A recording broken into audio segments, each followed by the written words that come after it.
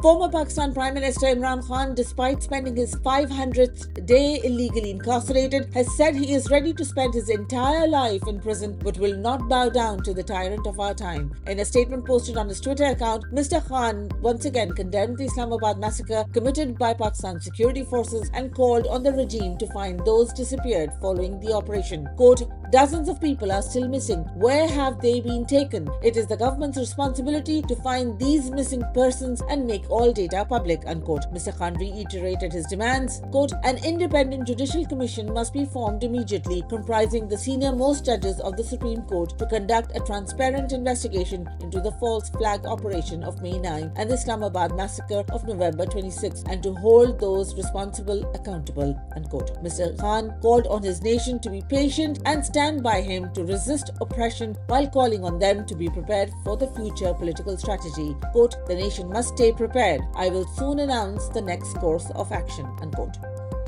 Thousands of Pakistanis gathered in the northwestern city of Peshawar on Sunday to honor the martyrs of the Islamabad massacre. Former Prime Minister Imran Khan, who remains illegally incarcerated, had called on the nation to observe the day as Martyrs' Day, commemorating the sacrifices of those who marched to D Square in support of democracy. The event included special prayers and tributes to the 12 Pakistanis who were killed in what is now reported to have been a premeditated operation ordered by the Pakistani military under the de facto ruler, Chief of Army Staff Asim Munir. Families of the martyrs, including children as young as 5, were among the attendees as Pakistan Tehreek-e-Insaf recited the Quran, as is the norm in Pakistani Islamic tradition. Dozens of party supporters who sustained injuries from live ammunition and sniper fire also attended the gathering. In his remarks, the Chief Minister of Khyber Pakhtunkhwa province paid tribute to the martyrs of democracy and their families. Quote, "Killing one innocent person is like killing all of humanity. We will not stop asking the question, why did you shoot?" unquote.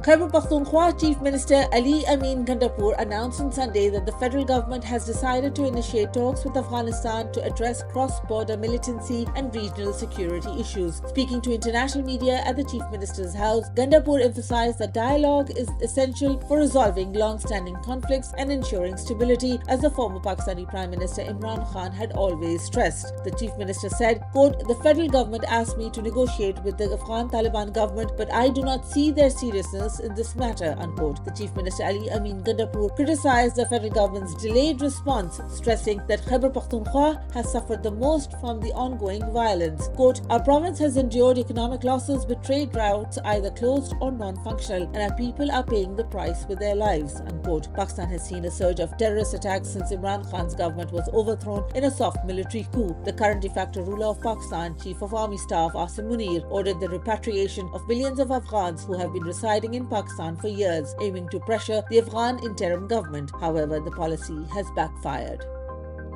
The Israeli occupational forces' genocide continues in Gaza as the death toll has reached 45,000. The death toll, which includes 17,000 children, was announced by officials on Monday, marking another grim milestone in the 14-month war. It does not include the 11,000 missing Palestinians who are thought to be trapped under the rubble. Quote, "The amount of loss of life in Gaza is unbearable among the Palestinians who have been living through this war for more than 14 months," unquote, said Al Jazeera's Hind Khudri. The overall death toll now amounts to roughly 2% of Gaza's pre-war population of about 2.3 million.